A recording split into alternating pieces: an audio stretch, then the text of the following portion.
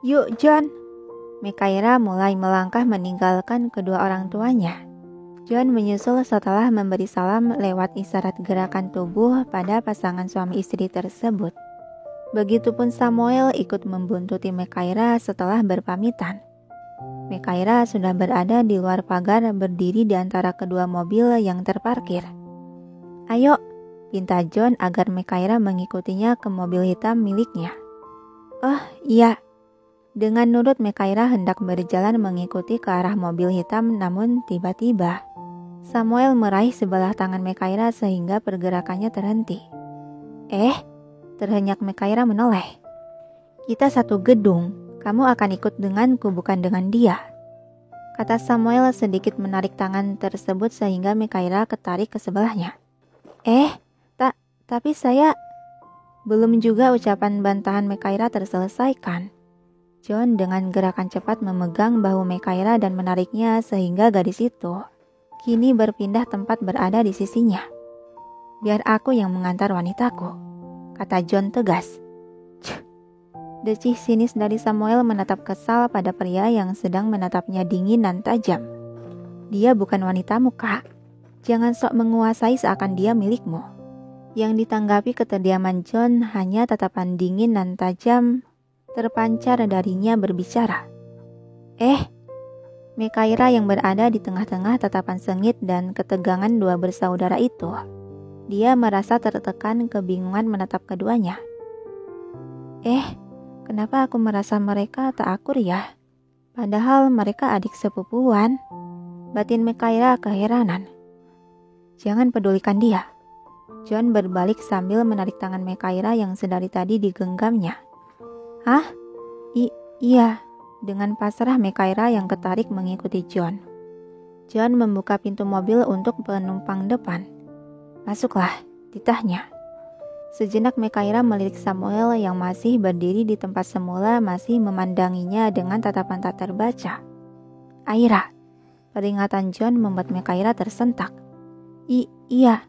Segera gadis itu memasuki mobil dan duduk di kursi. John menutup pintu mobil lalu setengah memutari mobil, dia ikut masuk dan duduk di kursi kemudi. Perlahan mobil hitam tersebut melaju lambat meninggalkan Samuel yang masih berdiri menatap kepergiannya.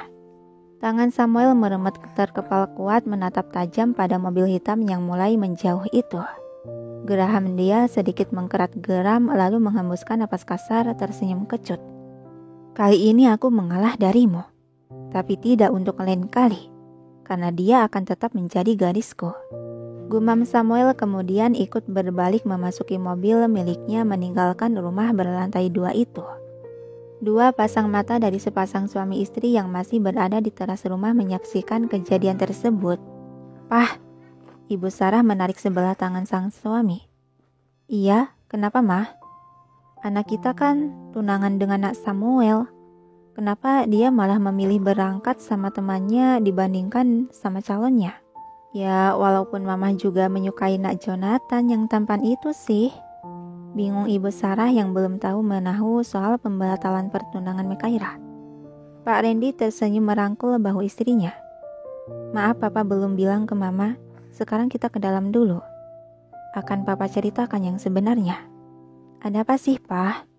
Ibu Sarah semakin kebingungan patuh mengimbangi langkah kaki suaminya yang membawanya ke dalam rumah. Di dalam mobil hitam yang sedang melaju membawa Mekaira.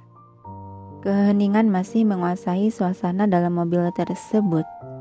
Mekaira dan John masih betah merapatkan bibir, tak ada yang mau memulai obrolan.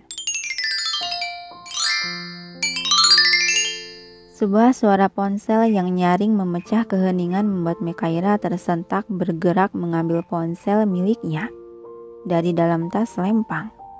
Dia melirik layar yang menyala berkedip menampilkan sebuah nama sahabatnya memanggil. Siapa? John bertanya ketika melihat Mekaira yang tidak menjawab panggilan tersebut. Ya? Kepala Mekaira bergerak cepat menoleh menatap tanya karena tak terdengar jelas pertanyaannya. Siapa yang menelponmu? John kembali memperjelas bertanya. Oh, ini... Kembali Mekaira menatap layar ponsel yang masih berkedip menyala menampilkan nama si penelpon. Kevin. Jawabnya bersamaan suara panggilan tersebut terhenti. Pandangan John masih menatap lurus ke jalanan, namun sebelah alisnya sedikit terangkat. Kenapa kau tak menjawabnya? Aku hanya belum siap berbicara dengannya lagi. Keluh Mekaira menatap layar ponsel yang sudah meredup itu dengan tatapan sayu tersirat perasaan sedikit kekecewaan dan kesedihan. Mendengar hal itu terbersit senyuman kecil sangat kecil di sudut bibir John. Merasa senang mengenai hubungan Mekaira dan Kevin mulai renggang seperti yang diharapkan olehnya. Baguslah. Dan semoga saja bocah liar itu tersadar dan tak menempel lagi pada Aira. Batin John senang di atas penderitaan Kevin. Dehem John menetralkan kesenangan hatinya kembali memasang wajah tenang. Aira. Panggilan John melirik gadis di sampingnya yang sedang menelisik gantungan ponsel. Aneh deh. Perasaan gantungan ponsel yang kubeli dari Dr. Samuel itu enggak kayak gini deh bentuknya.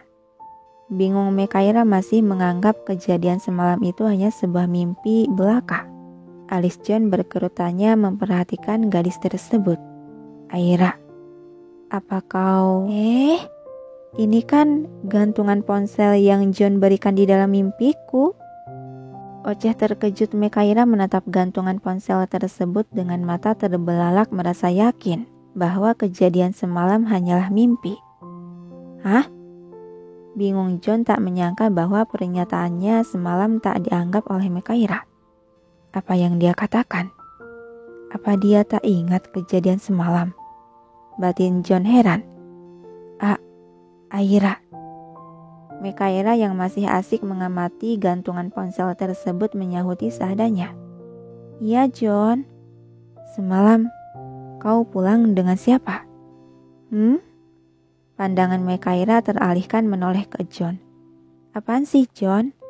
Jelas-jelas semalam kamu menjemputku dan mengantarku pulang. Kok malah nanya gitu?